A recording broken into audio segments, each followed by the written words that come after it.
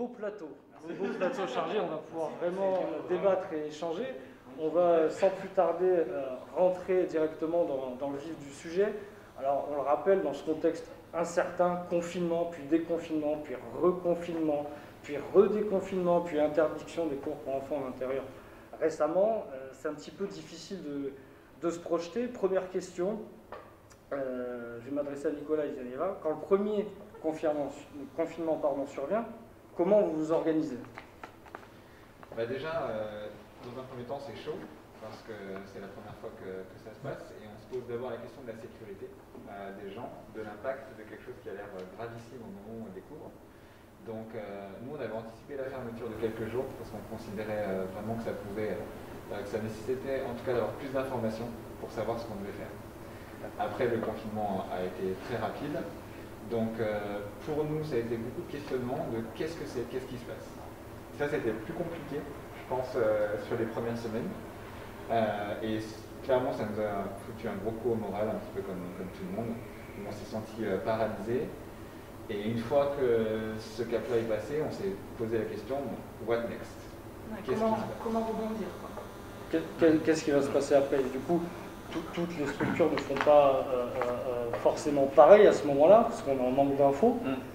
Par exemple, est-ce que vous rouvrez l'été ou pas, du coup? Alors oui, on finit par rouvrir. Très rapidement, on se pose la question, mais comment on peut faire pour garder le lien avec les élèves? Donc c'est là que sont intervenus les cours en live, nos premiers cours sur Zoom à ce moment-là. Et puis, quand on est autorisé à reprendre les cours, c'est début juin. Pour nous, pour terminer la saison, il nous manquait 11 semaines de cours. Donc il fallait absolument qu'on puisse aussi reproposer aux élèves de se retrouver en présentiel pour des questions de trésorerie et puis pour des questions de projet avec des élèves qui nous le demandaient de tout dans la saison. Ouais, donc tout ça, ça demande une adaptation, une réorganisation. J'imagine que toi, c'est pareil, tu as fait la même chose, des cours sur Zoom, en fait, présentiel. Alors, sur le premier confinement, non. Le tout premier confinement, on n'a pas fait de cours en ligne, parce qu'il y en avait pas mal de professeurs aussi qui avaient dû trouver un travail alternatif. Et donc du coup, ce qui était compliqué, c'est en fait de retrouver une dynamique, même à travers les cours en ligne, une dynamique qu'on n'avait pas, les élèves étaient déconnectés. Donc du coup, on l'a testé avec nos élèves de formation professionnelle qui ont un énorme volume horaire par jour. On a vu le même résultat, que on perdait du monde au fur et à mesure. Voilà, déjà il y avait une baisse de morale de leur côté à cause du confinement, le fait d'être chez soi. Et du coup, nous, on espérait vraiment pouvoir rouvrir en présentiel. Et on avait prévu de rouvrir, là on voyait l'été arriver, on s'est dit obligatoirement il faut quand même nous lâcher cet été. Ça a été fait, on a rouvert à partir du 22 juin, on a fait les 3 premières semaines de juillet. Et de là, on a proposé des cours en illimité, peu importe les forfaits ou autres, où les gens venaient et prenaient un maximum de cours pendant cet été. On a été quand même bien surpris parce que il y avait quand même assez de monde, donc tous les gens ne sont pas partis en juillet, il y a quand même assez de monde qui sont revenus. Ça a permis de renouer le lien, pouvoir discuter avec les élèves de aussi comment eux voyaient la rentrée prochaine, parce que nous on avait aussi besoin de ça, de savoir comment eux se projetaient pour après. Et nous trouver aussi des solutions pour des compensations, aussi même dès la rentrée. Et voilà, parce que la situation était assez compliquée, même économiquement parlant, surtout quand c'est une fin d'année. On arrive vraiment en fin de trésorerie, et là, le fait de fermer et de toujours avoir des charges fixes qui tombent, parce que ça, il faut le dire, voilà, c'est un peu compliqué. Et parce que là, à l'époque, déjà l'État n'a quasiment pas aidé. Nous, on a eu des refus d'aide au fonds de solidarité qui était de 1 500 €. En mars, avril, mai et juin, on ne les a pas touchés. Ils nous ont refusé. Alors c'était un problème de catégorisation, c'était tout ce problème-là. Et à partir de juillet, on a pu commencer à les toucher, mais c'était 1 500 €. Et nous, ici, le loyer avoisine les 5 000 € mensuels. Donc on est dans une situation d'urgence, c'est un peu un bourbier, si j'ose dire, parce que du coup, on est dans l'incertitude, on manque d'infos sur le moment, mais du coup, quand le second confinement survient, est-ce que on est mieux préparé du coup parce qu'on a pu mettre en place des solutions, ou est-ce que c'est une nouvelle déception? je pense, bon, enfin, moi je m'exprime pour moi, mais je pense un peu tout le monde, on ne tablait pas sur un autre confinement. On tablait vraiment sur peut-être des restrictions. On les a eues, hein, les restrictions sanitaires, ce qui était normal pour protéger les élèves, notre staff et le reste, c'est sûr à la rentrée. Donc on a fait avec des effectifs réduits. On a doublé, nous, pour notre part, nos cours qu'on avait l'année dernière. On a multiplié le nombre de cours pour pouvoir accueillir tout le monde. Il y a eu une énorme réponse, donc on a eu beaucoup de personnes qui se sont inscrites, mais c'est vrai que c'était avec les restrictions, mais on ne pensait en aucun cas, et on n'espérait surtout pas avoir un autre confinement, mais c'est surtout qu'on pensait plus avoir de nouvelles restrictions, peut-être un peu plus drastiques, mais de l'avoir des couvre-feux, parce que ce qu'il faut savoir, c'est que les couvre-feux ont automatiquement impacté les écoles de danse, car ce sont des activités périscolaires, et ce sont des activités de loisirs qu'on fait après le travail. Et donc du coup, que ce soit un confinement total ou un confinement partiel ou même un couvre-feu, ben, on est fermé. Et surtout que dans les médias, on ne parle pas des écoles de danse, on parle de la culture, mais le fonctionnement d'une école de danse est quand même assez singulier, dans le sens que c'est à la fois la culture, mais ça fonctionne aussi un peu comme une structure sportive, où il y a des forfaits, des adhérents, les gens s'inscrivent à l'année. Et donc du coup, nous, on se retrouve bien sûr avec une trésorerie qui se crée en début d'année, qui doit servir à étaler sur l'année, et on ne se voyait pas du tout, même ne serait-ce comment on fait si ça arrive et qu'on soit confiné. Et du coup, est-ce que ça se ressent ça sur les adhésions? Est-ce qu'il y a des gens, des pratiquants, peu importe leur niveau, qui sont découragés par premier confinement, deuxième confinement? Est-ce qu'on perd des adhérents? Alors,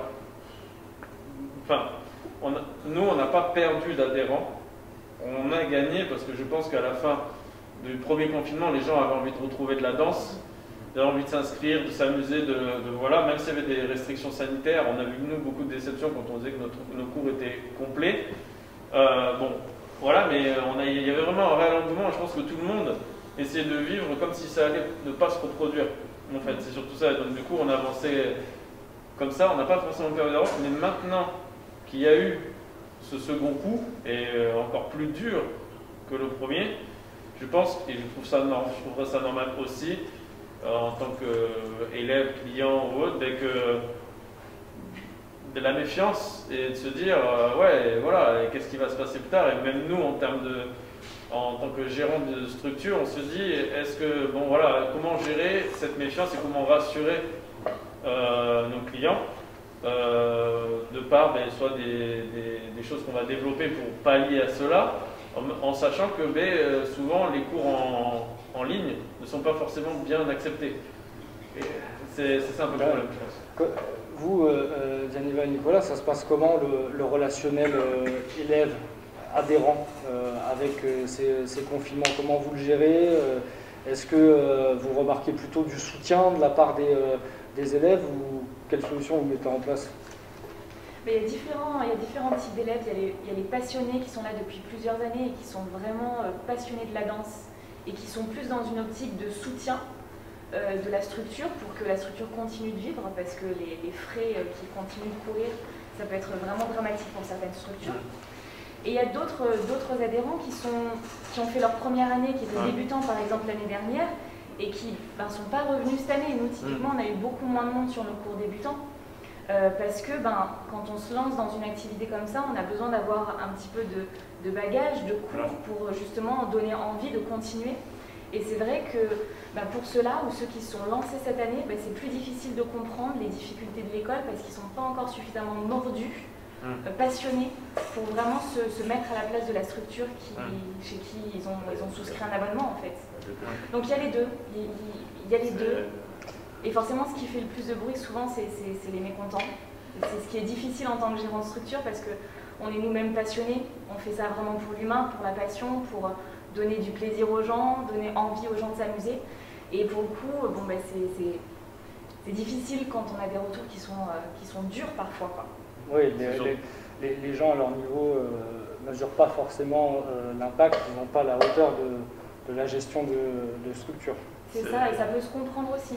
Je pense que voilà, ça se comprend dans le sens où chacun a son point de vue.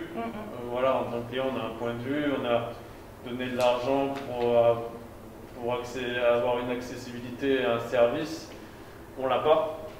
On ne sait pas quand est-ce qu'on va pouvoir l'avoir. Voilà. Et nous, en tant que structure, à la base, on est prêt pour donner ce service, sauf qu'on nous oblige. C'est pas comme si c'était un choix où on se dit bon, on le fait ou on le fait pas. Là, c'est l'État, c'est la loi qui fait qu'on nous oblige à rester fermés. Et d'autant plus, là où c'est compliqué, je pense, là où les gens sont mécontents, c'est qu'on n'a pas de réponse. Et comme on n'a pas de réponse à leurs questions, ce que je comprends aussi, ça doit énerver, c'est sûr. Et donc du coup, mais il faut savoir que nous, on n'a pas de réponse parce que si on fait par exemple ce live ce soir, c'est parce que aussi en constatant sur les... comme pour le premier confinement, il y avait aux informations, on parlait de la culture, on parlait de ceci, on parlait de cela. On n'a quasiment jamais parlé des écoles de danse. Et au final, nos élèves, une fois que les ministres étaient passés pour faire leur annonce, on se retrouve avec essayer de plein de questions. Alors vous faites quoi, vous faites quoi? Et nous-mêmes, quand on appelait l'ARS ou la préfecture, ils nous disent écoutez, c'est un peu compliqué parce qu'on ne sait pas si vous êtes dans le sport ou on ne sait pas si vous êtes dans la culture. Donc on ne sait pas si vous êtes concerné par tel ou tel décret. Alors on était perdus et nos clients, quand on nous demandait, forcément on ne savait pas trop comment répondre. Et il y a que, d'ailleurs on le voit, il n'y a que depuis quelques semaines qu'ils ont décrété que nous fonctionnions comme des structures sportives. Et que du coup, ils nous ont mis directement dedans pour dire, bon voilà, maintenant eux c'est comme dans le sport, ils restent fermés. Comme ça, il n'y a plus d'ambivalence et c'est bon. Ça a été assez compliqué, même dans la mise en place des solutions. Peut-être que tu as donné des éléments de réponse déjà tout à l'heure, mais on a Evelyne qui demande si, dès le premier confinement, à Motion Lab, vous avez mis en place les cours en live type Zoom. Non. Non. Non, on ne l'a pas fait. C'était un choix, et moi, en tant que gérant, je l'ai assumé. C'était aussi un choix, j'en avais discuté avec mon équipe pédagogique. C'était compliqué parce que Zoom... Alors, c'est personnel ce que je veux dire, hein, mais Zoom, le problème c'est qu'on rentre aussi dans l'intimité des fois des professeurs. À l'époque, comme nous, on ne devait pas sortir de chez nous sur le premier confinement, on ne pouvait pas proposer à nos professeurs de venir dans notre structure et tourner, par exemple, leur Zoom. Donc du coup, ils devaient le faire de chez eux. Certains ont des enfants, certains n'ont pas la place de faire le Zoom et surtout dans de bonnes conditions. Il y a des bruits, être dérangé ou autre. Et des professeurs aussi, comme je disais tout à l'heure, qui avaient aussi adapté leur vie professionnelle et donc du coup faisaient travailler, comme tout le monde, travailler sur des horaires qui ne leur permettaient pas tout simplement de faire les zooms. Donc du coup, et ça a été un peu le cas pour tout le monde, je sais qu'on a parlé avec Jimmy et d'autres de nos professeurs, et oui, non, on ne l'a pas fait. Par contre, ce qu'on s'est dit, dès qu'on peut rouvrir, là ça a été à partir du 22 juin, on a rouvert l'école et on s'est dit, voilà, tout le monde vient, vous prenez les cours que vous voulez, peu importe le forfait, allez-y, parce que c'était la seule solution qu'on avait. Voilà. Pour compléter un peu ce qui a été dit sur le premier confinement et sur l'état d'esprit, là je pense que clairement il y avait un premier état d'esprit sur le premier confinement qui était, bon là on a une période creuse, il n'y a pas de cours possible, on va attendre, les choses reviendront. Et même de la part des élèves d'ailleurs, dans leur tête c'était bon là on est en stand-by mais ça reviendra plus tard. Donc du coup les choix de faire des cours en live, c'était pas vraiment un grand questionnement je pense sur le premier confinement parce qu'on s'attendait à pouvoir reprendre d'une manière ou d'une autre. Donc il y a eu plein de formats différents, il y a eu des avoirs sur la saison d'après, il y a eu des stages d'été, il y a eu les cours en live, tout ça, il y a eu plein de propositions différentes. Et j'allais dire toutes pouvaient être bonnes à la base parce qu'on ne se doutait pas de ce qui allait se passer par la suite. Donc du coup, il y a ceux qui se sont dit ça reviendra et rapidement, du coup pas besoin de faire de Zoom et de se forcer entre guillemets d'être intrusif dans la vie des gens, etc. Et puis de quelque part les prendre en otage. Suivez vos cours maintenant, parce que derrière on ne sait pas. Et puis il y a ceux qui ont dit directement, moi par exemple j'ai laissé en stand-by un mois, enfin les 2 mois du confinement, on a repris, je crois, au mois de mai. Enfin, quand on a pu reprendre et que les choses étaient encore un peu tendancieuses, on a repris à cette date-là et on a tiré jusque fin juillet. Mais le problème, c'est qu'il y a eu quand même une baisse de fréquentation des cours et qu'on est arrivé, franchement, à la 2e semaine de juillet, les cours étaient vides. Parce que voilà, les gens pensaient que la vie allait reprendre normalement, donc départ en vacances. D'ailleurs, on a eu un gros lâcher-prise sur l'été qui du coup a joué aussi son truc sur la saison, la rentrée de la saison et sur le deuxième confinement. Et donc du coup, on était vraiment dans un mode, les choses vont revenir telles qu'elles étaient, et même mieux, on reprendra plus fort. Seulement, ça n'a pas été le cas, ça a été le cas sur la rentrée. Par exemple, moi j'ai eu une hausse de 80% de fréquentation après en septembre. Donc c'était super, mais ça n'a pas duré. Voilà. Et par contre, derrière, ça a créé du coup cette frustration et cette peur de dire, donc les gens se sont dit, super, on paye une cotisation à l'année, et ça va durer comme ça, seulement à partir du second confinement, changement d'état d'esprit, on risque d'avoir un troisième, un quatrième confinement, les choses ne reviendront pas, et du coup, là on a une phase descendante, d'un coup c'était plutôt, les choses ne reviendront jamais, ou plus ou moins jamais. Donc il y a vraiment deux modes complètement différents. Sur la phase de l'été où c'est on attend et après on pètera tout, on va prendre encore plus de cours qu'avant. Et l'après second confinement où là d'un coup c'était ah non mais il faut surtout plus adhérer, faut faire attention, faut pas. Donc du coup le Zoom il prend une autre notion au deuxième confinement pour moi. C'était juste le minimum à faire entre guillemets pour les gens, c'était proposer des cours en live parce qu'on ne sait pas quand on pourra reprendre. Mais tout le monde ne valide pas ça. Moi-même, j'aime pas donner des cours Zoom dans mon salon. Pour rebondir sur ce que tu dis, moi je le dis, de toute façon mes élèves le savent, je fais partie des profs qui ne souhaitaient pas donner de cours en live parce que j'ai, entre guillemets, j'ai pas fait ce métier par passion pour ça, pour être derrière mon écran. J'ai fait ça pour être avec les gens dans une salle, pour se taper des délires, pour les voir évoluer et pour pouvoir les suivre sur une pédagogie parce qu'un cours en live, tu vas faire ton cours une fois, mais tu dois changer ta pédagogie le cours d'après parce que tu n'auras pas la même fréquentation. Alors quand tu es en école de danse, tu sais que tu vas aller revoir le lundi d'après, tu n'as pas fini ton programme et il y en a un qui a des lacunes, il vient te voir à la fin. Tu es dans ce partage vraiment pour lequel tous les profs de danse qui ont fait ce métier par passion ont signé, entre guillemets. Signé, c'est pas un contrat, mais on a signé pour être avec les gens. Et moi, d'entrée, j'ai eu beaucoup d'élèves, moi j'ai dit non, je ne fais pas de cours parce que, en toute franchise, il y a eu le business des cours en live aussi qui a explosé. Il y avait des cours live de partout, d'Instagram, de partout. Et je me suis dit, il y a des cours déjà qui se font. Profiter pour faire des cours de prof, ça c'est bien. Mais à mon niveau, je préfère, comme tu l'as dit, je préfère attendre parce que personne ne savait comment ça allait évoluer. Et les cours en live, j'ai adhéré au deuxième confinement parce qu'il y avait vraiment, je ressentais un besoin des élèves de le faire. Plus une obligation. Vous voyez, tu me dois le cours, fais un live. Non, ça nous manque. Donc à partir de là, quand tu es prof passionné, tu te dis, ça vous manque, eh ben, je vais mettre mon ressenti de côté pour ce côté-là, et je vais le faire pour vous. Mais le premier confinement, effectivement, c'est pas la solution. De toute façon, on le voit, ça n'aura jamais du présentiel.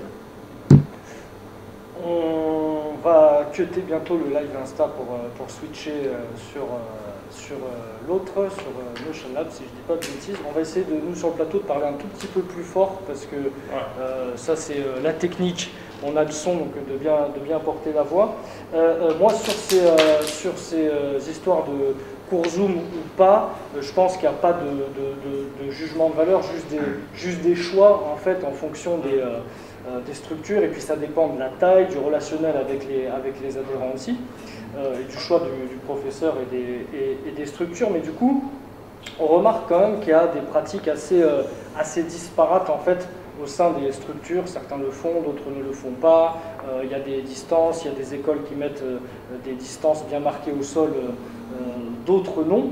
Et du coup, est-ce que, par exemple, toi Sébastien, tu ressens les comparaisons entre structures, parce que les adhérents parlent entre eux. Est-ce qu'il y a, on ne va pas aller jusque-là, mais il y a même de la délation, mais eux ils font comme ça, ou plutôt du soutien de la part des élèves, des adhérents qui comprennent ça? Je ne pense pas qu'il y ait de délation, entre guillemets, c'est plutôt le service minimum maintenant. Et c'est devenu, au minimum, s'il vous plaît, proposer un cours live, un cours Zoom, ou bien un tutoriel, une vidéo, quelque chose, proposer un format, ne nous laissez pas sans rien. Et en fait, il y a cette comparaison entre structures, tout le monde le fait, même si elle n'est pas forcément dite, on compare et on se dit, c'est vrai que telle école propose des formats. Peu importe lequel, mais ils proposent des formats qui sont, c'est de la vidéo pour la plupart. Et du coup, si on ne fait pas ça, on se retrouve à la traîne. C'est-à-dire de ce qui se fait, c'est que les gens se disent, ma structure ne fait pas l'effort. Elle ne fait pas l'effort même si il y en a beaucoup qui ne cautionnent pas le cours en visuel, en vidéo, et ils préfèrent attendre que ça reprenne en réel.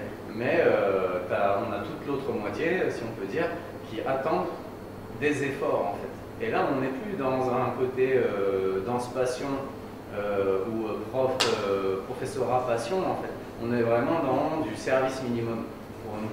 Enfin, moi, je le ressens comme ça, et les conversations que j'ai avec les parents d'élèves et avec les danseurs adultes, c'est si vous ne proposez pas, vous ne faites pas l'effort. Voilà, j'ai ce discours-là. Mais pour moi, tout le monde est compréhensif. Globalement, tout le monde est compréhensif que c'est pas évident. Et si on ne fait pas l'effort entre guillemets de faire des visios, c'est pas très grave. D'accord. C'est pas très grave. Mais il y a quand même ce truc où je sens qu'il compare qui fait ou qui ne fait pas. Mais dans le sens de qui fait le geste. C'est le fait de s'investir d'une manière ou d'une autre.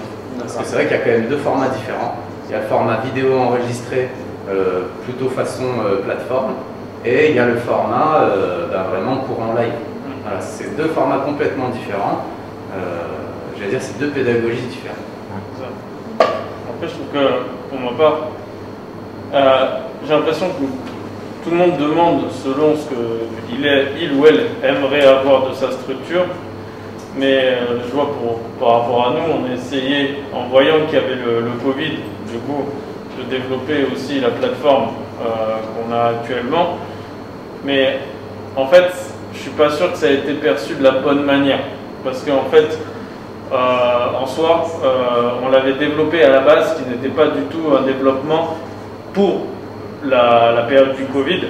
C'était à la base un format qu'on voulait développer pour une formation en dématérialisé, étant donné qu'on avait beaucoup de gens qui nous appelaient de l'étranger, voilà, qui ne pouvaient pas venir en France, qui n'avaient pas de visa, et du coup on s'est dit on va dématérialiser. Du coup, ce travail-là, on l'a fait pour aussi l'accélérer. On l'a accéléré pendant le début à la rentrée. On s'est dit, si ça repart, au moins on a ça. Et on l'a fait, les professeurs ont travaillé, donc du coup on a adopté, comme tu disais, des tutos, des méthodes de tutos en ligne permanentes pour que les gens puissent l'avoir à n'importe quelle heure, à n'importe quel jour, quand ils veulent, en fait, voilà. Et on a développé après le cours en live à partir de janvier, mais on s'est aperçu qu'en fait, ça devenait un dû.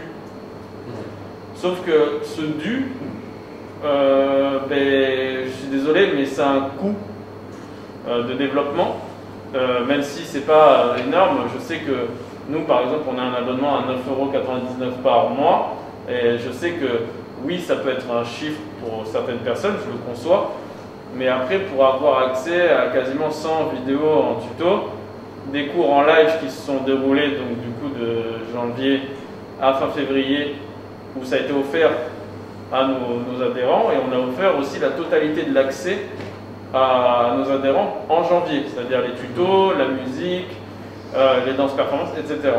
Mais on n'a pas eu un si bon retour que ça. Alors je pense, c'est mon opinion, je pense que en fait ce que tout le monde attend, c'est un retour à la normale.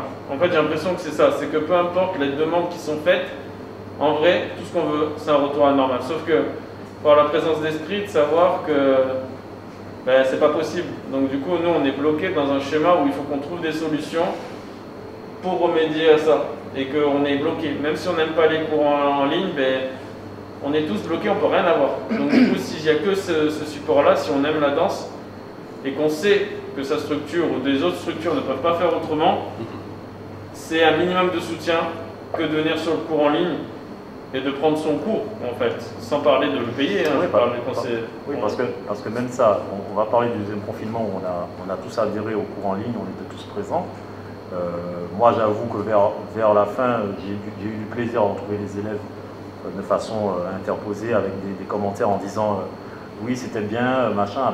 Donc on a retrouvé un lien, donc oui, mais on s'aperçoit quand même que on connaît nos fréquentations habituelles, et ils ne sont pas nombreux à venir en live. Alors que ça nous demande, nous profs, il faut le dire, beaucoup plus de travail. Enfin, moi je parle à mon niveau, je ne pense pas pour les autres, mais beaucoup plus de travail qu'un cours en présentiel, parce qu'un cours en live, on a un format d'1 heure et on doit bien calculer que notre pédagogie va rentrer dans cette heure et que notre programme va tenir et qu'on ne doit pas aller trop vite. Donc on doit... sans parler des problèmes techniques, de son, oui, sans parler de tout ça, mais ce qu'on dit, c'est qu'effectivement, quand on s'aperçoit que très peu ne viennent pas, alors, parce qu'ils sont passés à autre chose aussi. Ah oui. À un moment, je demande à un moment donné, il faut être franc. Peu importe la solution, il y en a, ils voudront du remboursement, et ça peut se comprendre, mais il faut être franc, parce que nous, on se décarcasse à trouver des idées à venir, à mettre des choses en place, et au final, ça ne sera jamais bon, parce que derrière, on n'a pas une conscience, je dis tout le monde, on n'a pas une conscience d'esprit de regarder le milieu de la danse dans sa globalité et ce que ça va impacter. On est sur le moment, on veut des dus sur le moment, mais qu'est-ce qu'on fait l'année prochaine? Qu'est-ce que tous ces profs qui ont fait de la danse leur vie vont faire? Parce qu'on parle de cours de danse, mais ce qui nourrit un cours de danse, c'est tout ce qui se passe autour. C'est des battles, c'est des shows, c'est des compagnies de danse qui vont émerveiller les gens, dire « Waouh, je vais faire de la danse parce que j'ai vu tel groupe danser ». C'est tout ça qu'il n'y a plus aujourd'hui. Il n'y a plus ce côté-là, ce côté spectacle qui nous amène dans un cours de danse. Parce que tous les profs aujourd'hui sont passés par la scène, enfin quasiment tous ont découvert la danse par la scène, par des battles, par la street. Mais il n'y a plus ces événements-là qui permettent de pouvoir fédérer de la danse et alimenter un cours de danse. Aujourd'hui, on va se retrouver sur un format internet constant. Et c'est pas ça du tout la danse. Et c'est ce qui est dommage, de ne pas avoir la conscience d'esprit, de dire oui, j'ai payé un service, mais je suis passionné par la danse, je me demande qu'est-ce qui va devenir mon prof. Au-delà de l'école, parce que bon, je ne suis pas gérant d'école, donc je ne vais pas m'avancer pour vous, mais au-delà de l'école, le prof, lui, c'est ça. Moi, je trouve que les éléments de réponse que vous avez apportés sont intéressants parce que ça donne un peu de transparence aussi vis-à-vis des adhérents et des élèves. Ça génère un coût, il y a des contraintes derrière aussi, c'est bien qu'ils entendent ça. Et je reviens juste sur un point, puisqu'on a parlé pas mal du cours en live. Et du coup, toi en tant que professeur, est-ce que la gestion du masque en cours présentiel, ça a été compliqué ou pas forcément? Alors oui, au début, parce qu'on était dans un schéma aussi un peu de peur, hein, on ne sait pas trop comment ça se fait. Donc c'est vrai que, et puis on a un gouvernement qui nous aide pas trop sur ça, donc j'ai commencé à faire des cours avec le masque au début, et c'est vrai que moi, je pense que c'est un coup à prendre, mais j'y ai pas réussi parce que déjà, visuellement, quand je me suis mis dans la glace, je me suis dit, mais les gens, ils n'arrivent pas à voir ton expression, ce que tu veux dégager. Des fois, on a des petits délires. Donc, le masque va déjà mettre une barrière sur la pédagogie. Mais c'est toujours mieux de l'avoir et de pouvoir faire un cours en présentiel, on est d'accord. Mais c'est vrai que cette gestion du masque était compliquée. C'était compliqué pour nous profs au début. Après, on a pu l'adapter avec des distances de sécurité. On ne l'a pas mis, on l'a mis selon les moments. Mais c'est vrai qu'on a déjà cette première barrière. Mais entre choisir et mettre un masque et être en présentiel et ne pas le faire, on va mettre le masque. Hein. Ça, il n'y a pas. Mais il n'y a pas de choix. Il n'y a pas de débat. Mais si tu veux, c'est vraiment quelque chose que tu fais bien de le dire, c'est que les profs et les écoles et tous ceux qui sont dans le milieu auto-entrepreneur artistique, on a développé une résilience. On est obligé d'avoir cette résilience pour essayer de se dire comment on va faire. Et effectivement, quand on est assailli de questions sur des choses qui nous dépassent parce que c'est une épidémie mondiale et que c'est le gouvernement qui fait des choix pour nous, qui a décidé qu'on n'était pas essentiel. Je ne sais pas si on réalise. Aujourd'hui, on est en train de nous demander des dus, alors que nous-mêmes, on nous a mis une croix dessus en disant que vous n'êtes pas essentiel en fait. Ouais. Et on doit vivre avec ça, on doit essayer de gérer. C'est assez compliqué. Et tout à l'heure, je rebondis sur ce que tu disais, tu parlais aussi de la condition du prof. Toi, Dianeva, par exemple, comment tu le vis en tant que, alors d'un point de vue personnel, mais en tant qu'enseignant, mais aussi qu'artiste? Comment cette crise sanitaire en tant qu'artiste et enseignant, tu le vis? Est-ce que ça te change ta perception des choses? Comme dit, je trouve que c'est extrêmement difficile de créer un contact avec les élèves en début de saison, quand on ne se connaît pas, on apprend à se connaître, et de voir le visage vraiment de la personne qui t'enseigne quelque chose, enfin, c'est vraiment hyper important. Alors effectivement, on le fait, comme tu le dis, parce qu'on n'a pas le choix et qu'on préfère pouvoir être avec les gens et danser avec les gens avec un masque plutôt que de ne pas le faire du tout. Mais c'est vrai que ça change totalement la relation à l'autre. On s'est même rendu compte quand nous, on a lancé les cours en visio, on a vu des élèves sans les masques, on ne les reconnaît pas. où même les élèves ne nous reconnaissent pas. Enfin, c'est terrible de se dire ça, je trouve. C'est terrible. On reconnaît les yeux, mais voilà, on ne se connaît pas. Et pour le coup, ben, ça manque. Voilà, les sourires, ça manque. Et même pour le côté artistique, nous aussi, on se déplace pas mal. On se déplaçait, en tout cas les week-ends, dans mon compétition. Pareil, ça manque, on manque d'inspiration, on manque de contact avec les gens, on manque de partage, quoi. Voilà. Donc on a l'impression que tout ça, bon, peut-être dans la tête des adhérents, c'est quand même à minima assimilé, mais on reproche pas mal de choses quand même au gouvernement. On en parlait tout à l'heure, on n'a pas d'infos, on manque d'informations, mais toi par exemple Nicolas, qu'est-ce que tu peux reprocher dans cette gestion-là au gouvernement par rapport à cette gestion-là? Est-ce qu'ils ont conscience de l'impact sur la culture?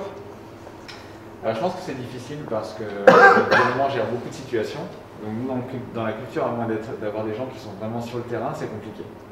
Je pense que moi j'ai développé plutôt de l'indulgence dans cette période, parce qu'on est tous challengés pour quelque chose qui est nouveau. Je crois que le point commun de toutes les situations, c'est la nouveauté. Premier confinement, on n'a jamais vécu ça de notre vie. Nous, on a dû apprendre le métier de juriste. C'est pas du tout notre métier, c'est pas notre passion, mais il a fallu étudier les textes et essayer de comprendre quelles étaient les possibilités, qui en plus évoluaient toutes les semaines, sur lesquelles même des avocats qu'on a interrogés n'étaient pas forcément d'accord. Donc pour prendre des décisions, c'est compliqué quand on n'a pas des éléments. Et le gouvernement, je pense que par rapport à la situation sanitaire, ils sont aussi dépassés, comme nous dans notre vie de tous les jours. Donc compliqué pour eux de prendre des décisions qui nous permettent de nous projeter. Et là aujourd'hui on est en plein dedans. Autant auparavant, sur le premier confinement, il y avait plutôt des échéances qui étaient proposées, quitte à revenir dessus, ce qui faisait un petit peu réagir tout le monde. Aujourd'hui eux-mêmes, après cette première douche froide, se sont dit on n'annonce plus rien, et pour nous c'est pire. Parce qu'aujourd'hui on n'a pas de perspective de reprise. Et ce qui fait que pour pouvoir prendre des décisions, sans ces perspectives, c'est très compliqué.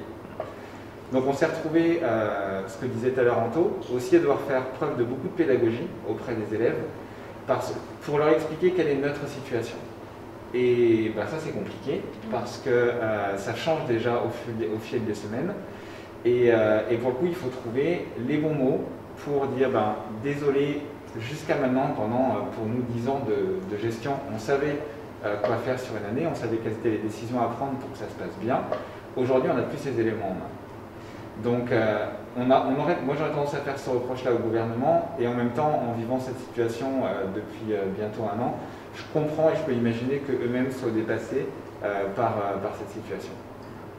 Bon, moi je voudrais juste rebondir sur les masques, si c'est possible. Oui, tu peux. Vas-y. En fait, c'est que je trouve que la problématique des masques, c'est pas de les porter vraiment en cours, c'est de les porter en cours, de sortir du cours, de les porter encore, d'aller après en ville, c'est obligatoire, encore de le porter, etc. etc. Moi, je comparerais ça à l'alcool au sucre. C'est qu'à un moment donné, oui, peut-être le masque est bénéfique dans certaines situations, mais pourquoi est-ce qu'on fait du non-stop? Parce que là, ça devient, j'allais dire sans parler vraiment de la santé, dans le détail, mais faire un cours de danse qui est assimilé quelque part aussi à la pratique sportive et à l'expression et tout ça, déjà c'est contraignant. Si en plus de ça, après sur j'allais dire, tes 12 heures en dehors du cours, tu le portes encore, tu rentres chez toi et on te dit même en famille, gardez le masque. Est-ce que du coup... C'est trop en fait, pour moi la problématique est plus là, parce que le faire en masque, je veux dire, on connaît des groupes de danse qui dansent en masque. Ouais. Est-ce que ça peut être quelque chose, même si c'est contraignant, le garder 1 heure, ça va. Mais le garder en fait sur l'ensemble de la journée, là pour moi c'est n'importe quoi, c'est là où je pense qu'il y a un problème. Même si bien sûr il y a ce souci de ne pas reconnaître les élèves, de ne pas voir les expressions. Alors justement, est-ce que ça, toute cette situation, et en plus les masques sur l'expression du visage et tout, comme on disait tout à l'heure, est-ce que toi, ça change ta perception en tant que danseur ou la perception de la danse sur les adhérents, pour eux et entre eux? Est-ce que tous ces événements-là, on a un rapport à soi sur la danse qui change? Est-ce qu'on le remarque chez les enfants, par exemple? Est-ce que dans le comportement? Super. Non, mais il y a un changement de perception lié justement à la pratique de l'expression. En fait. et ça c'est indéniable. Donc je pense que par définition, sauf si on a un projet masqué, eh ben, ça nous coupe complètement la créativité aussi. Il y a quelque chose, on est dans un mode. Voilà, c'est comme si je dis à tout le monde, mettez tous une perruque blonde, je pense qu'ils ne vont pas se sentir très à l'aise. Il y a de toute façon cette chose-là. Donc ça change la perception de la danse et de l'expression. Et de toute façon, moi c'est très simple, en cours je ne porte pas le masque. C'est réglé. Parce que je considère que ça ne va pas avec la pratique qu'on fait. Et d'ailleurs, ça a été dit, même si, donc, comme tu disais, on change de mode, de référentiel au fur et à mesure, on ne sait plus sur quel pied danser. Mais en fait, la réalité c'est qu'à un moment donné, on pouvait donner les cours sans masque, puis après plus. Et après, c'était les enfants qui pouvaient, finalement, on le porte partout. Donc tout ça, toutes ces incohérences, moi, je prends de la distance avec ça. Je me dis, oui, il y a le cadre de la loi. Le cadre de la loi, c'est particulier. Pour remonter un peu plus loin dans l'histoire, il ne faut pas oublier que la loi, elle a bon dos. On a fait des atrocités avec la loi. Donc du coup, moi, je me dis, ok, c'est plutôt de la bienveillance et de la compréhension qu'il faut avoir à dire. Bon, voilà, on a des distances. Il y a plein de moyens d'être sécure, on peut le faire. Le masque, moi je le porte pas. Ce qu'on a fait ici, on a mis en place on a limité les cours à 30 personnes, on a mis en place des distances. On devait le porter, on changeait de salle, et on se déplaçait, ce qui est normal, mais après on s'est dit non, on va faire. C'est le moment où le cours de danse, surtout les cours du soir, tu sors de ta journée, c'est le moment normalement où tu es censé arriver, et puis de laisser tes problèmes là, et puis d'aller tout oublier en danse. Et si tu viens encore, tu as le masque qui te rappelle que tu es en plein Covid. Je ne dis pas qu'il ne faut pas se protéger, puisque je suis le premier à me protéger par rapport à mes proches et tout, mais je dis qu'il y a des pratiques pour tout, et à partir du moment où on a mis des gestes barrières en place, voilà, on peut. Il y a des choses, alors si on est 50, oui, voilà, mais si on est à des distances raisonnables, il y a des choses qu'on peut faire, et normalement la danse doit amener ce détachement du réel, on doit pouvoir être dans notre dimension, si tu veux. Et là où je veux rebondir par rapport au gouvernement, je suis assez d'accord avec toi, mais là où je ne suis pas d'accord, c'est que c'est le côté où on est non essentiel. C'est ça qui m'a dérangé dans la communication du gouvernement, pas que notre profession, mais de dire qu'il y a ceux qui me rapportent de l'argent en tant que président, parce qu'on va parler clairement, il y a ceux qui font, il y a le lobby, il y a plein de choses, et il y a ceux que, bon, moi j'ai pas d'enfants, donc mes enfants ils dansent pas, donc je vois pas ce que c'est la danse, ben il n'y a pas de danse. Alors que tout le monde a consommé du culturel pendant le confinement. Tout le monde a consommé du culturel, mais on est, alors il faut se détacher, mais on est un peu dans ça, et on n'est pas juste nous des consommateurs de danse, on est des acteurs, donc c'est pour ça j'ai du mal à avoir la vision du consommateur de dire juste, oui, on a payé un cours de danse, mais plus de dire, oui, mais qu'est-ce qui se passe? Donc il faut que, moi je demande vraiment à ce qu'on ait une vision globale de ce que... Moi, je vous dis, moi j'ai peur pour le milieu de la danse après. Alors justement... C'est pas maintenant le truc, c'est comment on va faire après. C'est parce qu'on peut rembourser tout le monde. Moi, j'ai pas de parti pris pour le remboursement, j'ai pas d'école. Donc je ne vais pas vous dire...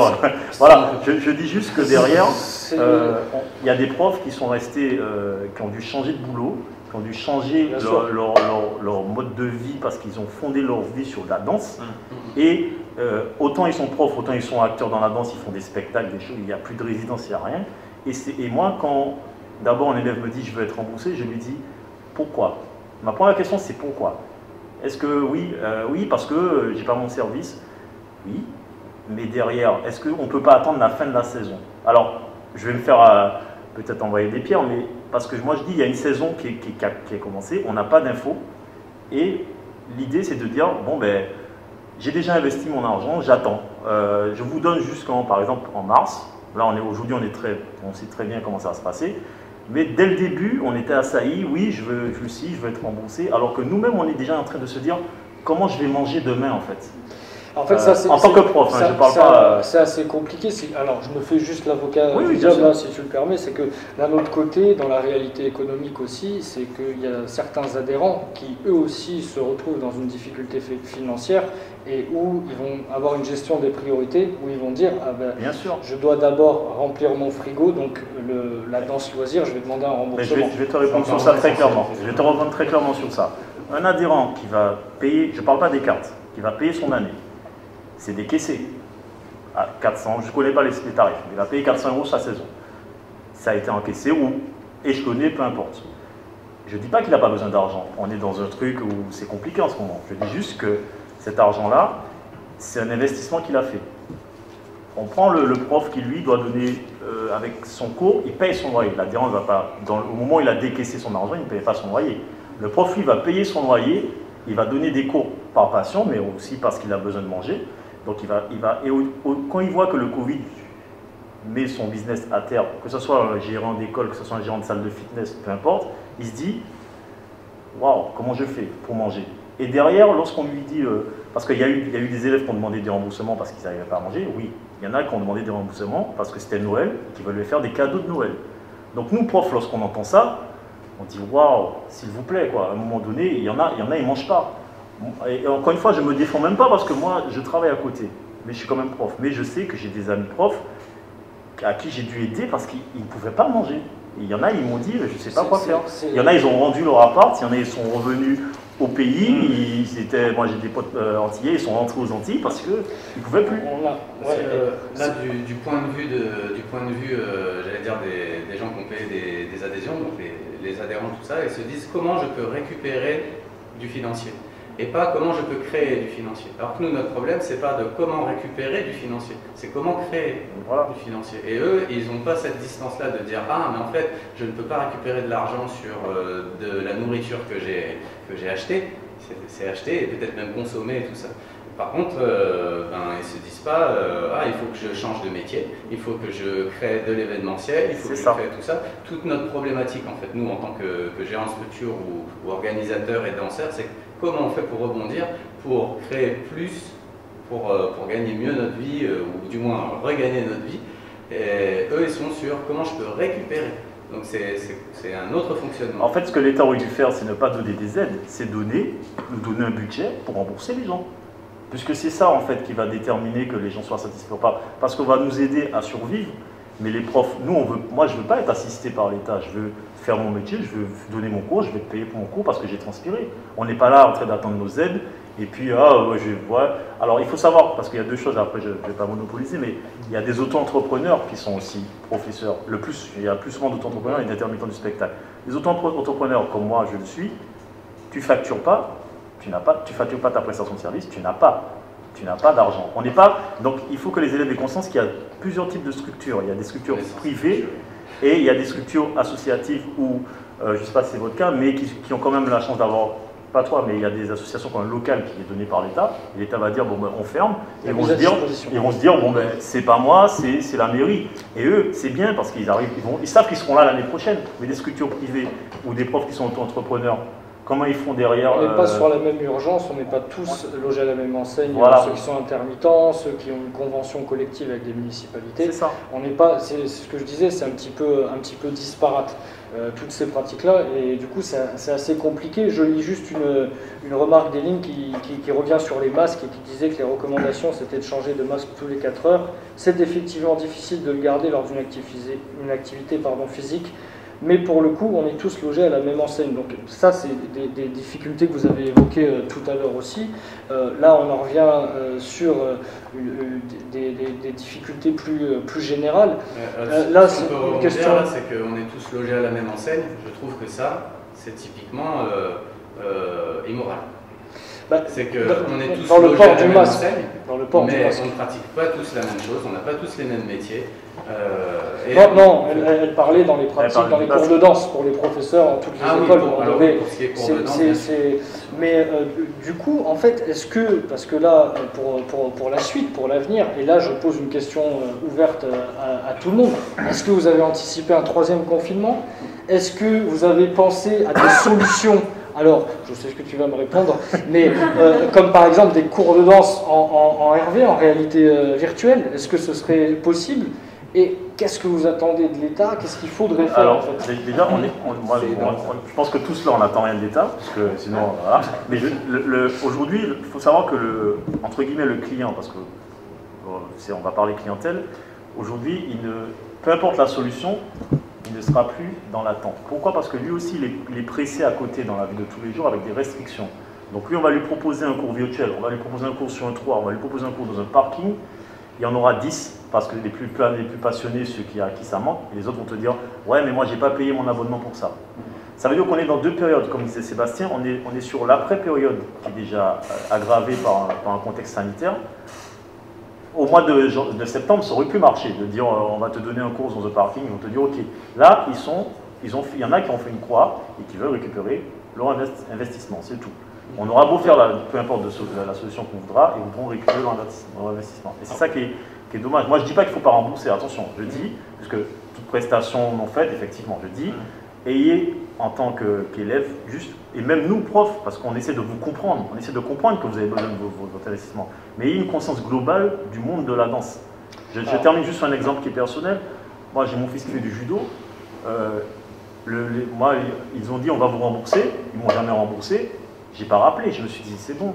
Alors j'ai perdu 200 balles, mais qu'est-ce que je vais aller embêter une association qui ne sait même pas comment elle va vivre, alors que les judokas, ils sont licenciés, on paye une fédération, on paye beaucoup de choses, on paye un kimono, et je me dis, ben, c'est perdu, mais en même temps, c'est la faute à personne.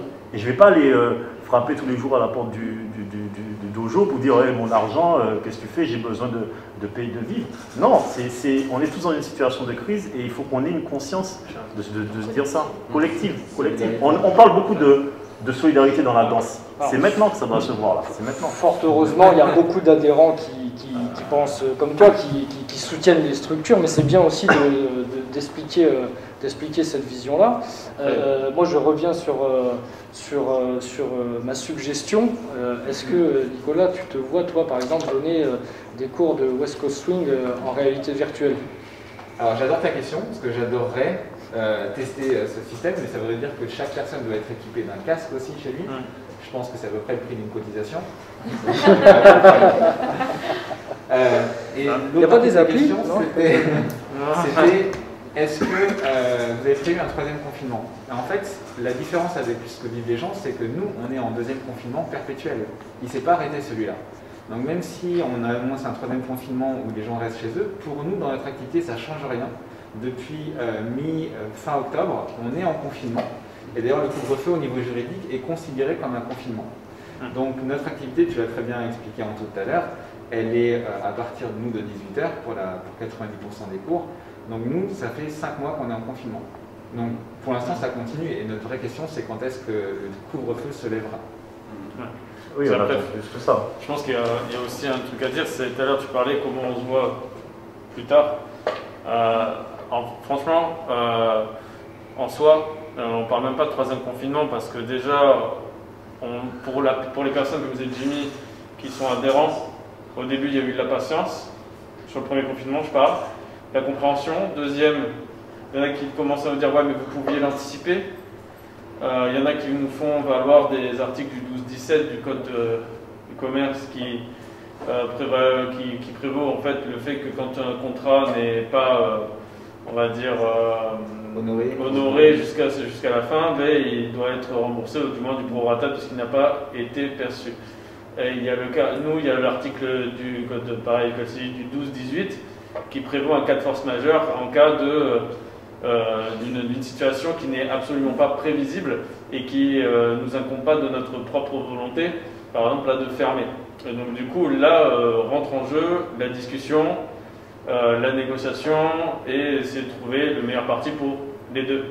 Et le problème qu'il y a, c'est ce que j'expliquais tout à l'heure à une dame, c'est si nous on commence à partir soit du remboursement ou même de l'avoir sur une année complète, eh bien, on est déjà sur une année blanche, c'est-à-dire que l'année prochaine, quand on va re-rentrer, quand on va repartir, on va repartir sur une année blanche, parce que nos cours, comme je disais tout à l'heure, sont complets. Déjà cette année, à la base, ils seront complets l'année prochaine, parce que les gens vont profiter de leur avoir, ce qui est logique. Mais nous, on n'aura plus de capacité d'accueillir. Donc du coup, pas de chiffre d'affaires, du coup, une liquidation de société. Mais ce qui se passe aussi, c'est que hormis ça, vous prenez les professeurs de danse. Des professeurs de danse vont tomber là, à l'heure actuelle, j'en connais beaucoup, dans un travail alimentaire. Donc ils quittent leur travail de base, qui est professeur de danse, tombent dans un travail alimentaire et vont se retrouver, même des intermittents, s'ils ne prolongent pas la validité de leur statut, vont se retrouver à ce que ce job alimentaire devienne leur job principal. Et donc du coup, il y aura certains professeurs qui auront beaucoup de mal à revenir. il y a des travailler dans les habitudes qui vont se structures. mettre en place. Il y a des, Alors, parce que tu parles, enfin, depuis tout à l'heure, on parle pas mal de remboursement.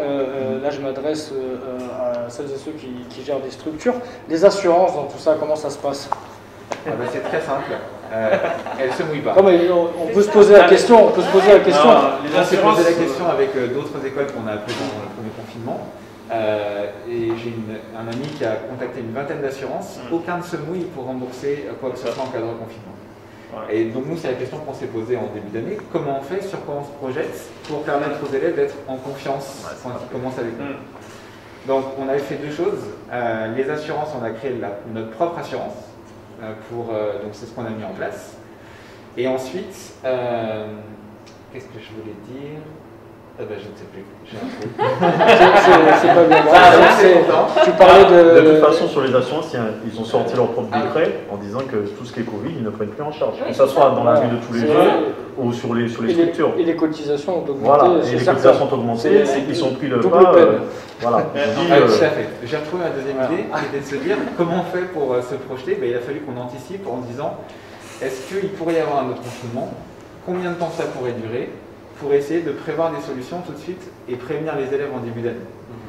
Nous, on a anticipé pas mal de scénarios. Le pire, c'était en se disant les 2 mois de confinement étaient catastrophiques pour l'économie, jamais un gouvernement peut réimposer 2 mois de confinement. Donc nous, c'était ce qu'on s'était dit.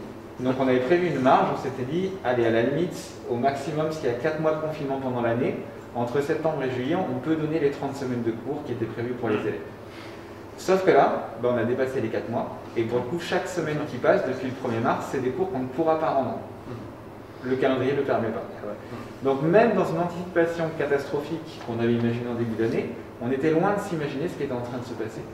Et c'est toute la difficulté du monde. Mais après, moi je pense qu'il y a aussi le problème de ce que tu dis, tu vois, nous voilà, on l'avait un peu anticipé de la même façon en se disant on va rouvrir tout juillet et on fera des cours en illimité. Par exemple, nous on est fermé les secondes semaines des vacances scolaires habituellement, là on va rouvrir et on fera des cours illimités pour n'importe qui sur ces semaines de vacances scolaires, plus toutes les semaines du mois de juillet, pareil, en mode illimité, pour que les gens puissent rattraper le maximum de cours. Sauf que là, comme tu dis, ça avance. Mais moi, je vois que, en fait, peu importe ce qu'on va proposer, nous, on a des retours de oui, moi, je quitte Toulouse. Apparemment, il y a 80% de la population toulousaine qui risque de partir de Toulouse. Ensuite, il y a, après avoir quitté Toulouse, je pars en vacances en juillet. Si tu peux, moi aussi, j'aimerais.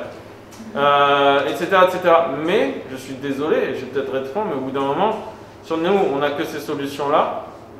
Ayez au moins la présence d'esprit de savoir que quand une société coule, la vie des personnes qui sont liées à cette société, les prestataires, les employés, la direction, vivent une vie que certainement beaucoup n'auront pas à vivre. C'est pas le fond de formule. Parce que c'est des années, voire une vie d'endettement, de remboursement de prêts, d'endettement tout simplement, et ça peut toucher aussi les proches. Donc, oui, il y en a qui me disent, et il n'y a pas plus tard tout à l'heure qu'on me disait, oui, moi aussi j'ai mes problèmes. Certes, on ne veut pas rentrer dans un débat, mais entre 400 € de perdu, certes, sur une année, je comprends, là encore une fois, je comprends, si je mets à la place, ça peut être énervant, vraiment, et ça doit être dû de pouvoir être remboursé, etc. Oui, mais de l'autre côté, c'est peut-être 25 ans où on va cumuler 2 travails pour ne serait-ce que rembourser une situation que nous-mêmes nous n'avons pas voulu et qui n'incombe pas à notre manque de savoir-faire en termes de gestion. Là, on nous oblige à gérer, on nous oblige à ne pas gérer nos structures, en fait, parce qu'on est bloqué.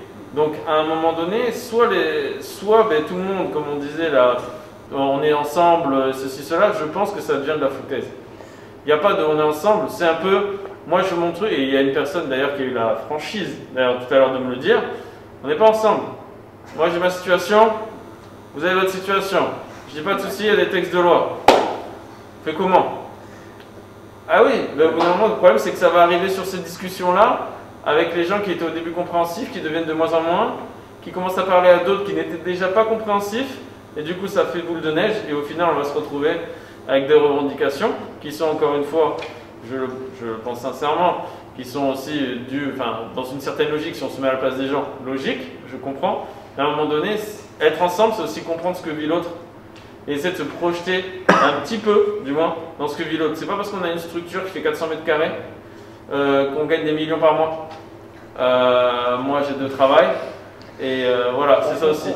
On sent qu'il y a eu quand même pas mal de retours de ce côté-là, mais c'est bien de pouvoir le dire. Hein, c'est dans un but de réconciliation avec ces personnes-là, et on n'est pas du tout en train de rabrouer, de tirer sur les élèves, mais c'est bien de le dire parce qu'il y a des gens qui soutiennent, et là je me fais un peu le porte-parole de tout le monde, qui soutiennent, on les remercie de cette compréhension, et d'autres personnes, je pense, qui tout simplement ne se sont pas poser la question. C'est un petit peu comme si on va chez un petit commerçant, on paye un produit 10 € et le client se dit ah bah il va se mettre 10 € dans la poche. Faux, pas comme ça. Il y a des charges, il y a des frais de structure, il y a des salaires, on paye l'État, etc. Il y a beaucoup de choses. C'est bien de le dire aussi pour que les gens peut-être développent un peu plus d'empathie. Mais c'est surtout sur les aides de l'État que je voudrais rebondir, parce que la dame a eu une réflexion qui, je pense, beaucoup ont. Oui, mais vous avez des aides de l'État, mais je suis désolé, encore une fois, les aides de l'État, déjà, c'est pas tout le monde. 2, même si on commence, on en a eu, comme moi je le dis, le fonds de solidarité, c'était 1 500 €. 1 500 €, c'est un tiers de notre loyer, et ça, c'est qu'une des charges fixes. Parce que derrière, il y a l'Internet, il y a toute la comment dire, l'électricité quand même, un minimum.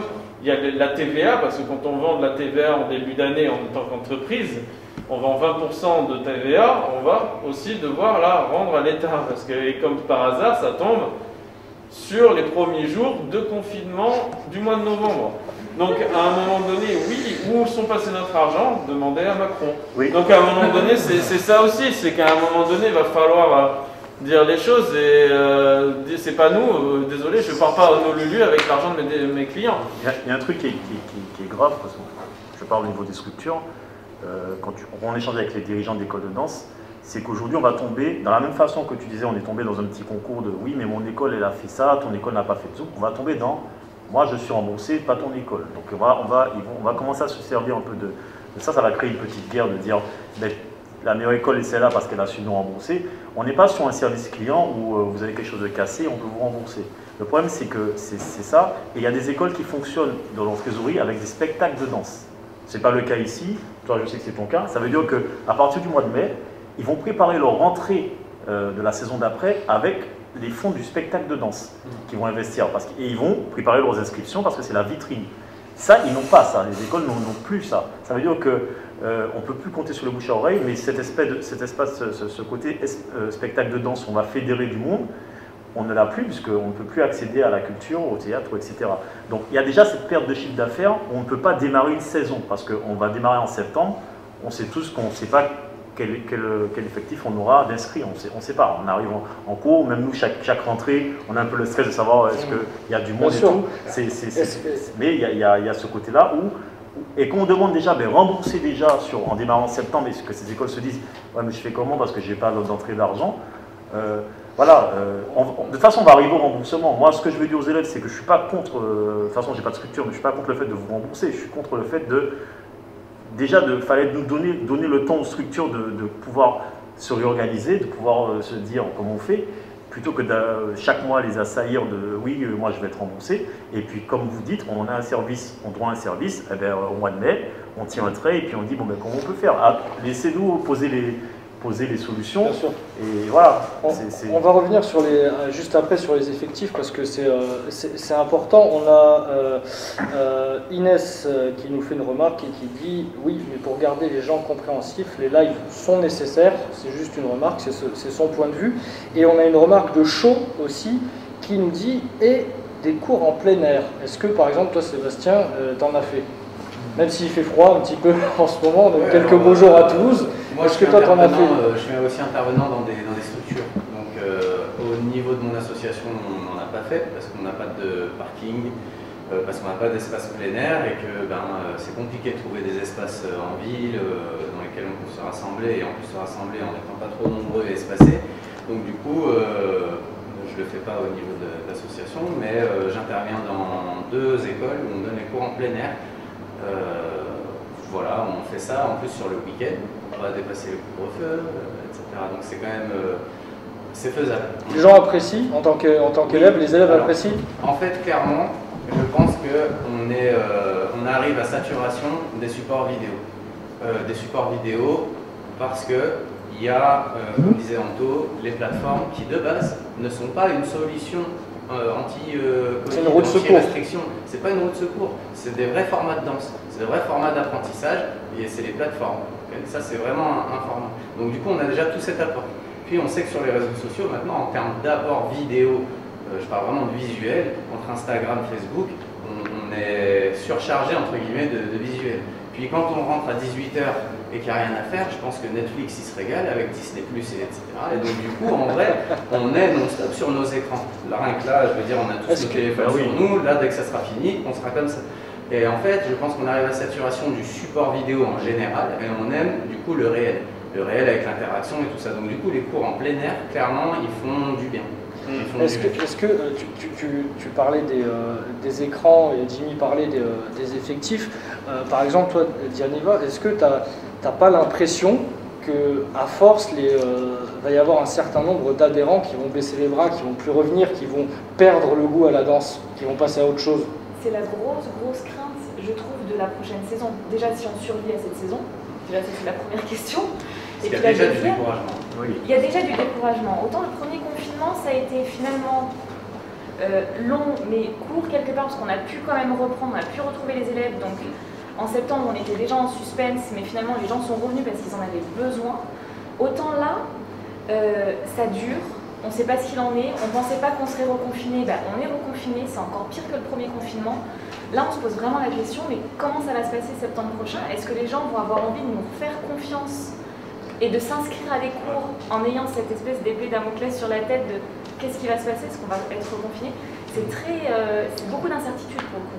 C'est vrai qu'on se ressent, même au point de vue personnel, c'est comme si on avait été mal éduqué quelque part.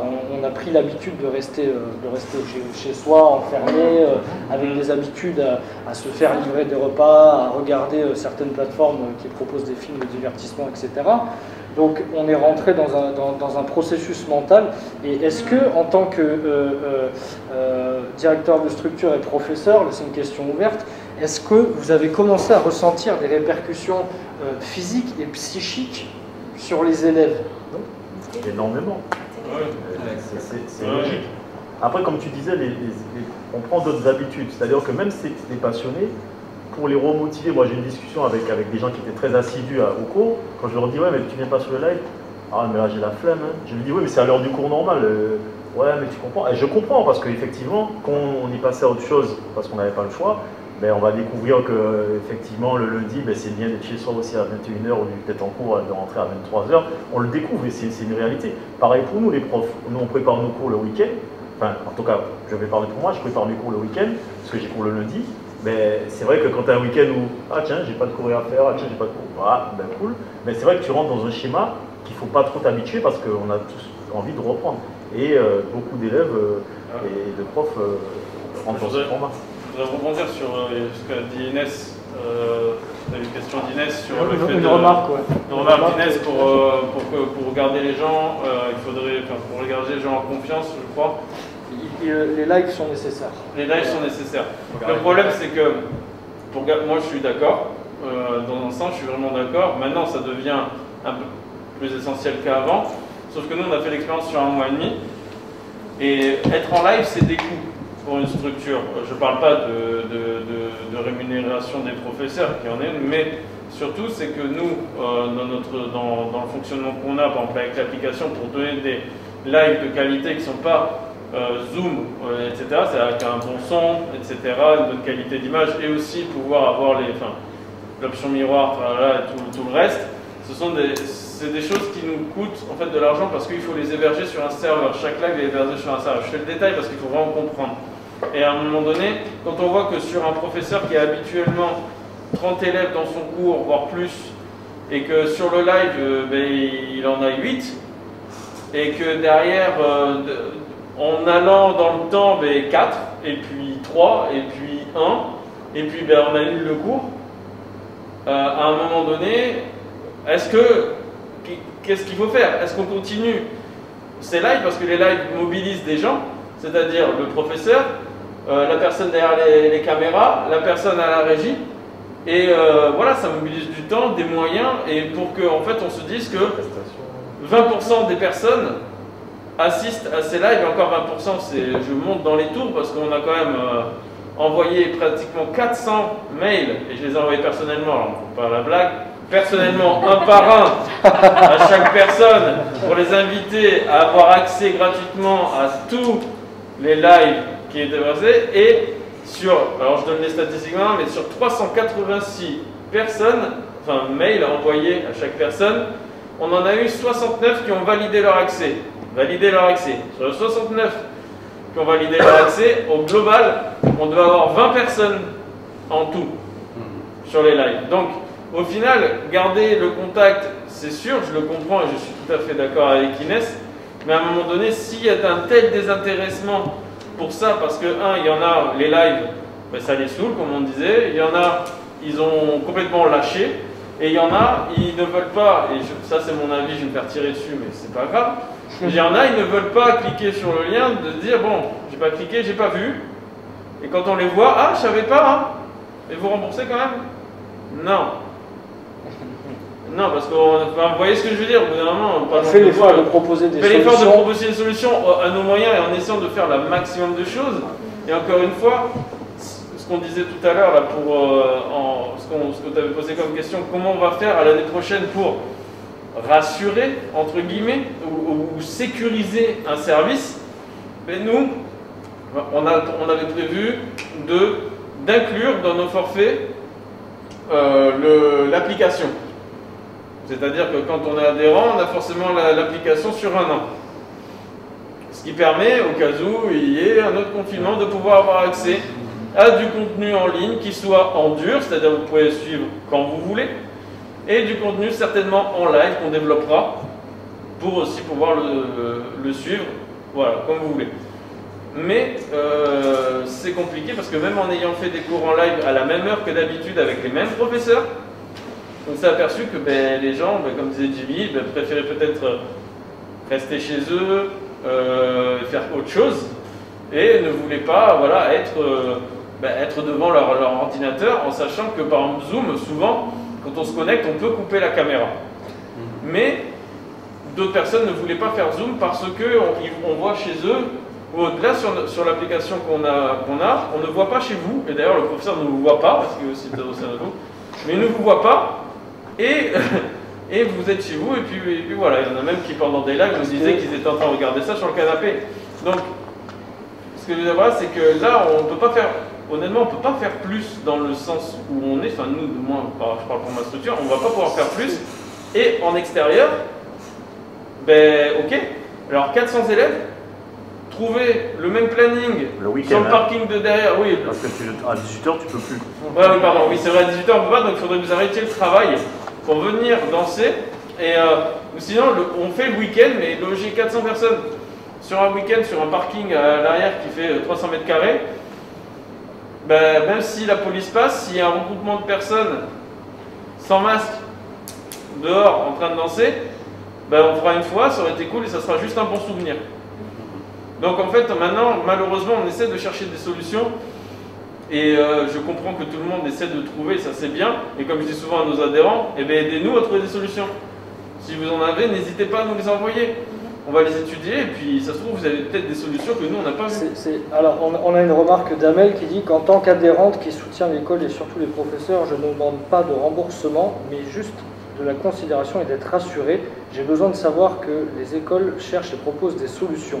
Après, j'adhère ou pas, c'est mon choix, mais on m'aura proposé quelque chose pour le service que j'ai payé, live ou tuto, peu m'importe, c'est-à-dire qu'on entend que certains adhérents qui fassent le choix de prendre des lives ou pas ont envie d'avoir le choix. Bien sûr. C'est compréhensible. On revient à ce qu'on disait avec, voilà, il faut proposer des choses parce que c'est la démarche déjà qui compte dans un premier temps, et puis au moins on reste ouvert à de possibles modifications des nuances en fait. comme le fait d'organiser des choses pendant les vacances, alors que potentiellement les gens voulaient partir en vacances. Ça me fait penser que les gens en fait veulent qu'on fasse des efforts, des démarches, mais derrière tout le monde n'est pas capable de dire oui, ça chamboule mon planning habituel, mes aises, entre guillemets, mes privilèges, peut-être même plus, tu vois, et du coup je sacrifie mon emploi du temps pour pouvoir profiter de ce truc-là. Le problème, il faut juste rebondir, le problème il est là en fait. Le problème il est qu'on veut bien considérer tout le monde, mais en fait on les connaît les passionnés, on les connaît les gens pour qui on se bat, on vient, même quand il fait froid, on vient pendant nos vacances. Mais derrière, on va raisonner marge globale d'inscrits en fait. Et je comprends, moi j'ai pas de structure, mais je comprends qu'une école, les 10 passionnés à qui on va vouloir donner cet effort-là, derrière il y aura 80 personnes qui vont nous dire ben, ton truc, on s'en fout, on veut être remboursé. Et c'est ça qui bloque notre réflexion de dire on vous considère, mais comment on fait? Parce qu'on va mettre quelque chose en place pour vous, on va sacrifier du temps pour des gens qui vont venir sur l'été, vous serez 10 passionnés avec eux, on est super content. Et d'ailleurs, moi je vous en remercie pour ceux qui sont là, qui nous donnent la force. Mais derrière une structure qui a son chiffre d'affaires pas sur 10 personnes, mais sur 300 et quelques personnes, s'il n'y a pas un nombre viable pour un cours, on se dit oui, mais il y a 10 passionnés, mais j'en ai 40 qui ne viennent pas, donc moi je ne peux pas maintenir cet effort. Il n'y a pas les mêmes types de clientèle et il n'y a pas les mêmes cibles, donc c'est ça, il faut composer aussi avec ça, c'est un petit peu compliqué. Moi je voulais finir sur cet aspect-là, pas revenir sur le remboursement, revenir sur en fait la compréhension du planning, de notre système en fait, qui est que ben voilà, la saison commence en septembre et finit en juin. Potentiellement c'est ça. Seulement la crise, on va dire plutôt le Covid n'a pas attendu le 1er janvier ou le 1er septembre pour se déclarer. Et donc tout notre fonctionnement dit normal, donc dans notre process habituel de saison, et je pense qu'il faut plus ou moins l'oublier ou le nuancer. C'est-à-dire que dire oui, trouver des solutions avant le mois de juin, sinon je voudrais être remboursé, je pense que c'est pas cohérent vu que en fait la vie continue et change, se modifie. Si on n'est pas capable d'accepter les changements de notre vie sociale, je pense qu'on n'est pas en phase avec la vie de la société. C'est qu'en fait là ça va bifurquer sur la saison, s'écoule sur juillet, août. Potentiellement, on ne retrouve pas en fait la synchronisation entre les activités extrascolaires et la scolarité et la vie, j'allais dire, du calendrier républicain. C'est qu'en fait, là, il faut arrêter de se dire, bon, c'est de telle date à telle date. On cherche des solutions ensemble, on trouve des solutions qui ne conviennent pas à tout le monde et c'est normal. Mais du coup, il faut savoir étirer dans le temps. Donc du coup, moi je dirais plutôt, ça serait bien que tout le monde prenne du recul sur ça et de dire, bon, l'année ne se finira pas en juin ou en juillet ou en août. Les propositions des structures vont diverger, mais elles vont chercher des choses et proposer des choses, quitte à ce que ce soit des avoirs sur l'année prochaine ou des stages particuliers avec des tarifs préférentiels, etc. Mais on ne peut pas contenter tout le monde en disant, oui, vous inquiétez pas, vous aurez tous vos cours dus au mois de juillet ou au mois d'août. Donc en fait, je pense qu'il y a vraiment une nuance là-dessus de se dire, ah, il faut sortir de notre cadre habituel. Ça demande un petit peu de recul sur soi. On a des messages de soutien de certains élèves et adhérents. On a El Dragon qui remercie parce que lui, certains lives lui ont fait beaucoup de bien. On a Amélie qui remercie aussi pour les cours en live gratuits et ils n'hésiteront pas à continuer à payer. Une question qui est intéressante de Eline qui dit donc le prix des forfaits vont augmenter. Oui ou non? Est-ce qu'il y aura une répercussion sur les adhésions ou pas forcément pour le moment? Moi je vais répondre.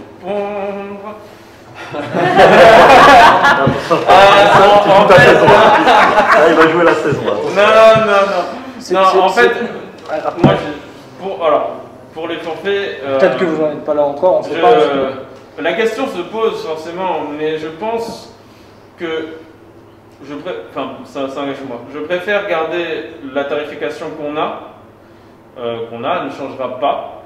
On proposera l'application en option avec un tarif préférentiel sur l'application à l'année, parce que nous on est sur 69,99 l'année, et elle sera à 50 €.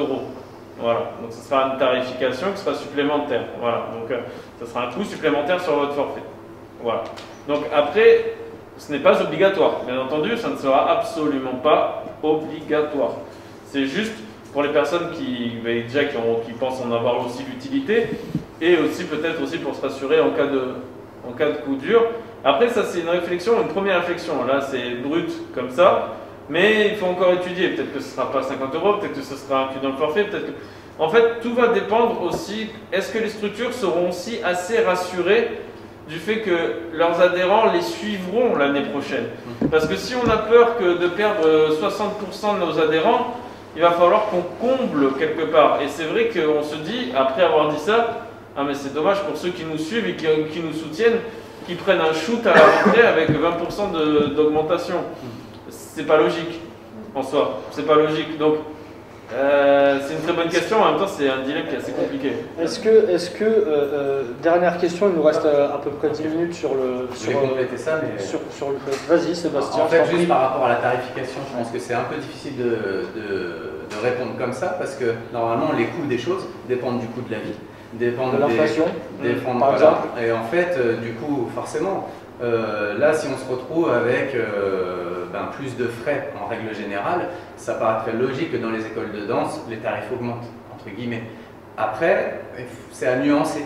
C'est à nuancer en fonction des structures, parce qu'on parlait de spectacles de danse, on n'a pas trop abordé le sujet, mais en fait, les spectacles de danse, c'est un réel budget, c'est une entrée d'argent conséquente pour les écoles de danse, encore plus pour ceux qui font 2 spectacles dans l'année, ou qui jouent leur spectacle 3 fois dans le même week-end. Donc ça, c'est un peu important. Par contre, je pense pas que ce soit logique de se dire j'ai eu une perte financière, du coup j'impacte, je vais récupérer sur les prochaines adhésions. Je pense pas que ce soit comme ça la réflexion, parce que ça ne fonctionne pas comme ça. Les écoles ne sont pas dans ce schéma. Voilà, et c'est pas ce schéma-là. Donc c'est plutôt de dire par contre maintenant on ne peut plus compter sur les spectacles de danse. Donc ça va nuancer notre réflexion de dire du coup là il y a tant en moins chaque année, et donc c'était peut-être le complément de vie. Parce qu'on ne touche pas tous 3 000 € par mois. Donc du coup, peut-être que si on a un petit salaire, un petit SMIC, c'était peut-être ce qui nous permettait d'avoir un petit peu plus, ou bien de simplement garder l'école ouverte. Donc là, la question elle est à nuancer, je ne pense pas que ce soit impactant directement sur les forfaits. Tiens, un truc. Oui, bien sûr. Je t'en prie. Juste une chose que je pense que les gens doivent s'y attendre, c'est qu'il risque d'y avoir aussi un déséquilibre par rapport à ce qu'on a connu avant entre l'offre et la demande. Pourquoi? Parce qu'il va y avoir des écoles qui vont fermer, certainement, malheureusement. Il y a des écoles qui vont fermer, mais il y aura toujours autant de gens qui vont vouloir venir s'inscrire dans des écoles. Donc, je pense pas, ça va dépendre de la mentalité de chaque structure qui vont soit vouloir profiter de cette opportunité peut-être d'avoir un flux de personnes en plus, d'augmenter des tarifs et de se dire voilà, de toute façon il y a moins de 1. Mais je ne pense pas que ce soit la bonne solution d'augmenter des tarifs, parce que je pense que c'est la qualité, l'honnêteté et la transparence par rapport à la structure, parce qu'il y a aussi un besoin d'être rassuré. Donc si la structure n'est pas transparente, et voilà, donc ça va être compliqué. Et je pense très sincèrement que maintenant, à l'heure d'aujourd'hui, enfin moi, c'est notre politique, je pense que c'est celle aussi de beaucoup de gens, de ne pas augmenter les tarifs, mais essayer peut-être de proposer soit un service annexe ou des plannings annexes qui vont faire tampon sur un potentiel un autre confinement s'il y a, ou un autre problème de ce genre. Sur l'offre et la demande, c'est triste à dire, mais le malheur des uns fait le bonheur des autres. On sait très bien qu'il y a plein d'acteurs pensés pour eux qui vont pas s'en relever, ou qui ont changé de corps de métier.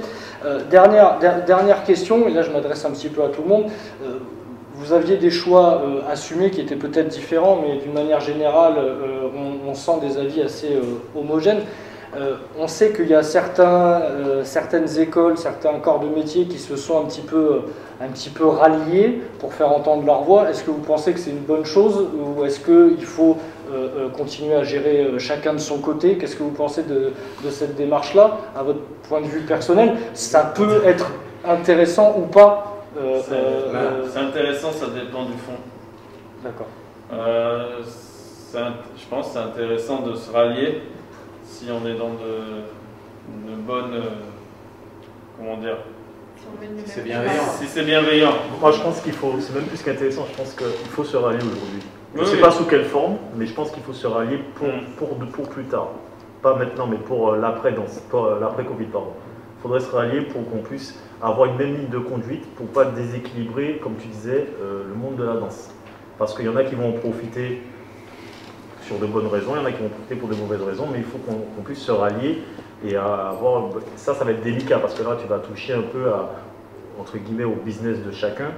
Et c'est maintenant qu'il faut montrer ce qu'est vraiment le monde de la danse. Ça commence à se faire, hein. Il y a des choses qui se font, mais encore une fois, il faut voir le fond, il faut voir la démarche, il faut voir que faut qu'on ait tous le même combat. De toute façon, je suis pas complètement d'accord, mais enfin, si je peux. Vas-y. En fait, je pense que oui, il faut se rallier dans une certaine mesure.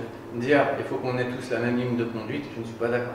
Je suis pas d'accord parce que bon, on parlait de la loi et tout ça, chacun est plus ou moins dessus, en dessous, mais je pense que c'est pas la même ligne de conduite qu'il faut avoir. C'est plutôt de se rassembler pour échanger, de ça que pour mûrir, j'allais dire, pour pouvoir se dire, bon, il y a ça qui est possible, il y a ça qui est possible. Donc les regroupements de personnes ou sous forme de syndicats ou autres, je pense que c'est intéressant. C'est intéressant au niveau individuel, au niveau des structures, tout ça, pour se nourrir et avoir les informations et savoir ensuite quoi faire. Mais après, on est tous libres d'agir selon nos convictions. Et donc du coup, je suis d'accord qu'on a le même combat. Mais après, derrière, sous forme de... On a le même combat si on doit manifester notre mécontentement, si on doit se rallier sur cette forme-là. C'est pour ça que je suis d'accord, mais qu'en fait, nuancer en disant que par contre, peut-être vous ferez des choix, je ne ferai pas les mêmes. Je ne ferai pas les mêmes parce que je n'ai pas le même rapport à... j'ai pas la même confiance envers le gouvernement, ou je suis plus ou moins dans l'attente, ou voilà. Moi je considère que les aides c'est une très bonne chose, mais que ça n'est pas une solution en soi et durable, de toute façon. Donc du coup, se satisfaire du système d'aide par exemple, moi ça va à l'encontre de mes convictions. Je pense qu'il faut fonctionner différemment, comme ce fait de revoir le calendrier, comme... Voilà. Donc je pense qu'il ne faut pas s'aligner et tous faire la même chose, mais par contre, comme là, en fait, de débattre, de discuter, de savoir qu'est-ce que vous avez fait, pourquoi, comment, ça c'est bien. Après, chacun fait ses choix. Oui, c'est plus ça que je voulais dire, moi. C'est le combat de un peu se uniformiser. C'est ça que je ne voulais pas dire, je ne suis pas d'accord. C'est surtout que si tu es en mode syndicat, il faut que l'accessibilité se fasse gratuitement. Je ne vais pas te couper tout à l'heure parce qu'il y a des questions qui sont super intéressantes et on est limité dans le temps pour pouvoir y répondre. Une chose, on parlait pas mal des demandes de remboursement ou des gens qui se plaignent. On disait que c'est une petite partie parce que beaucoup nous soutiennent. Et la question, je ne sais plus qui l'a posée, du soutien, comment les gens peuvent faire pour nous soutenir, je trouve qu'elle est hyper intéressante parce qu'il y a aussi dans ce soutien leur solution. On voit que suivant les structures, on n'a pas forcément la même analyse sur les solutions.